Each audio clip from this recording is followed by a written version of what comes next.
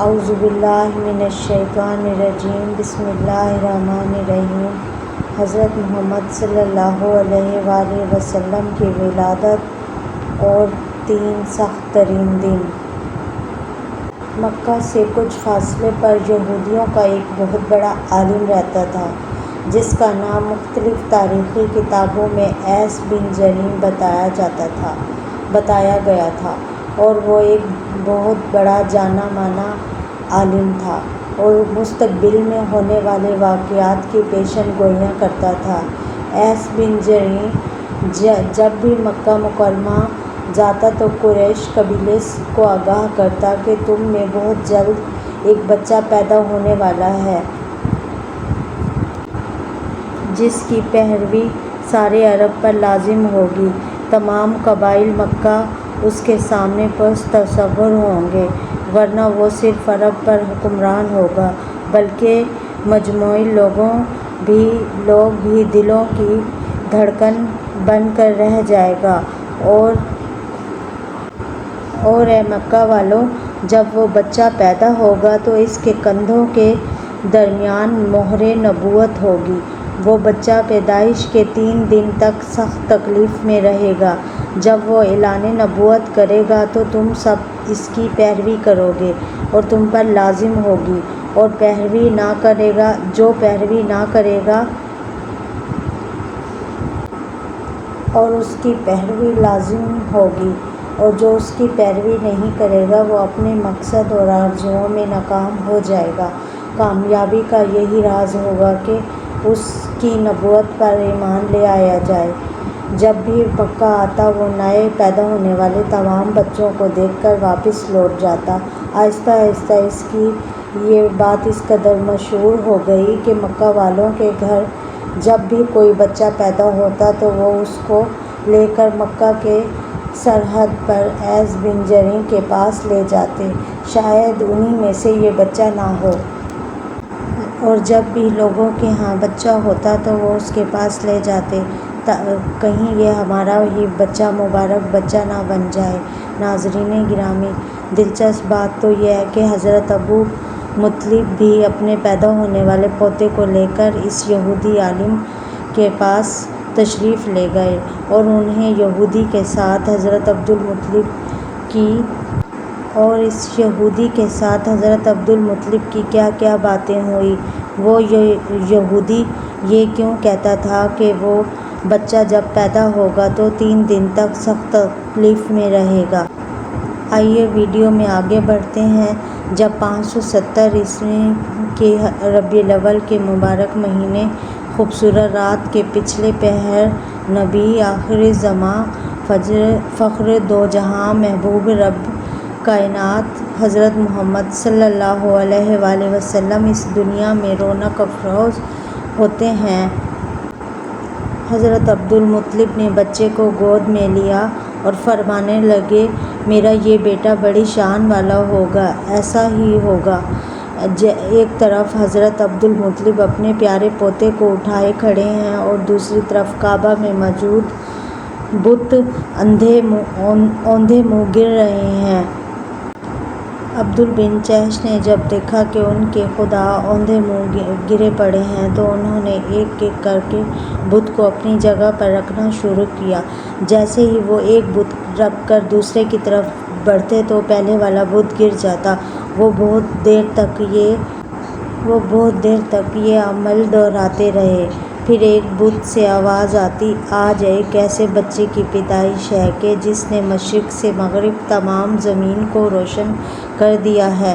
مکہ میں یہ پہلی دفعہ تھا جب مشرکین کے خدا نے کلام کیا تھا۔ اس طرح نوشیروان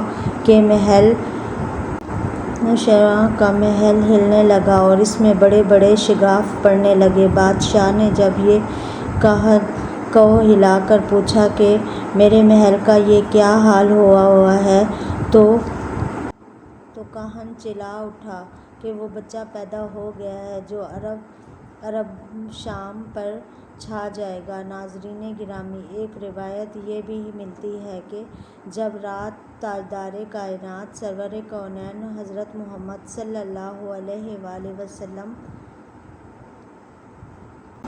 جب پیدا ہوئے تو اللہ تعالیٰ نے اس دن کسی کے گھر میں بھی لڑکی پیدا نہیں کی، لیکن اکثر مفسرین اس روایت کو کمزور سمجھتے ہیں۔ خیر، حضرت عبدالمطلب اپنے پوتے کو اٹھا کر اپنے گھر سے نکل کر اس یہودی کے پاس پہنچے۔ اس کی عبادت گاہ کے دروازے پر پہنچ کر یہودی عالم ایس کو آواز دیتے ہوئے ایس پوچھا کون ہے؟ انہوں نے بتایا، اپنا نام بتایا۔ پھر اس سے پوچھا، تم اس بچے کے بارے میں کیا کہتے ہو؟ یہودی عالم بچے کو بغور دیکھنے کے بعد یہاں تک کہ حضور صلی اللہ علیہ وسلم کی کمر مبارک پر دو شانوں کے درمیان مہر نبوت دیکھ کر کہنے لگا، ہاں تم ہی اس کے باپ ہو سکتے ہو۔ بے شک وہ بچہ پیدا ہو گیا ہے جس کے بارے میں میں تم لوگوں کو کہا کرتا تھا، وہ ستارہ آج ہی طلوع ہوا ہے اور اس بچے کی پیدائش کی علامت ہے۔ اس بچے کی علامت یہ ہے کہ اس ٹائم اس کو بہت تکلیف ہو رہی ہے اور یہ تکلیف 3 دن تک رہے گی۔ اس کے بعد جب وہ ٹھیک ہو جائے گا تو رجب نے جو کہا تھا بچہ 3 دن تک تکلیف میں رہے گا، تو اس کی تفصیل یہ ہے کہ آپ نے 3 دن تک دودھ نہیں پیا تھا۔ ناظرین، مفسرین اس بات پر متفق ہیں کہ پیدائش کے بعد کچھ ابتدائی دنوں میں نبی کریم صلی اللہ علیہ وآلہ وسلم نے نہ دودھ پیا تھا۔ دنیا میں تشریف آوری کے فوراً بعد ہی اپنی امت کے لیے پریشان رہے تھے۔ مورخین سیرت نگاروں نے لکھا ہے کہ ابتدائی دنوں کے بعد سے لے کر اگلے 7 دن تک حضرت محمد صلی اللہ علیہ وآلہ وسلم اپنی والدہ ماجدہ حضرت بی بی آمنہ کا دودھ پیا۔ ولادت باسعادت کے اگلے 3 سے 4 دن تک آپ نے اپنی والدہ ماجدہ کا دودھ پیا۔ المصطفیٰ 48 حلیمہ میں آپ صلی اللہ علیہ وسلم آپ کی والدہ ماجدہ نے 9 دن تک دودھ پلایا۔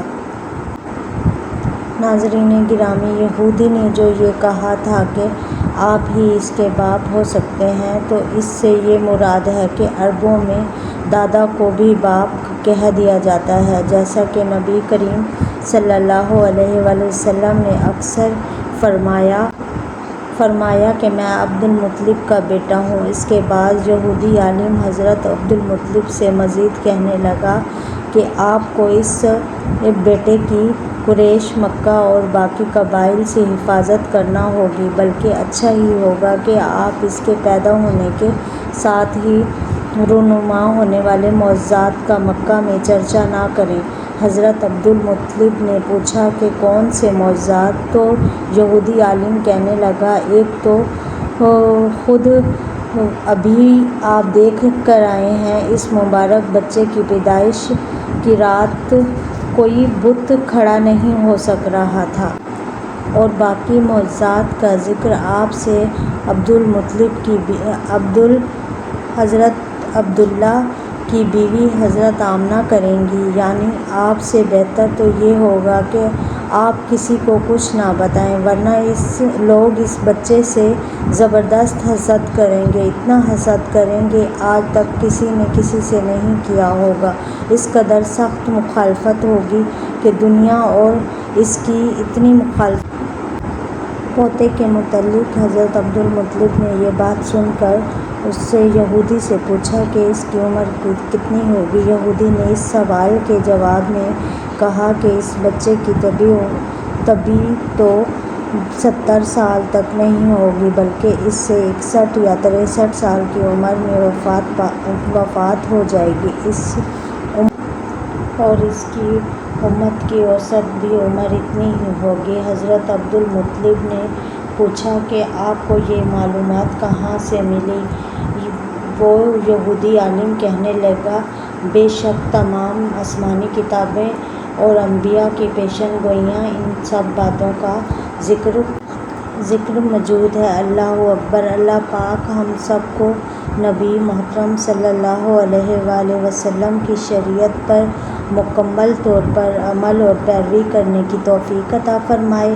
بروز قیامت ہمیں نبی اور آخر الزماں حضرت محمد صلی اللہ علیہ وآلہ وسلم کی شفاعت نصیب فرمائے۔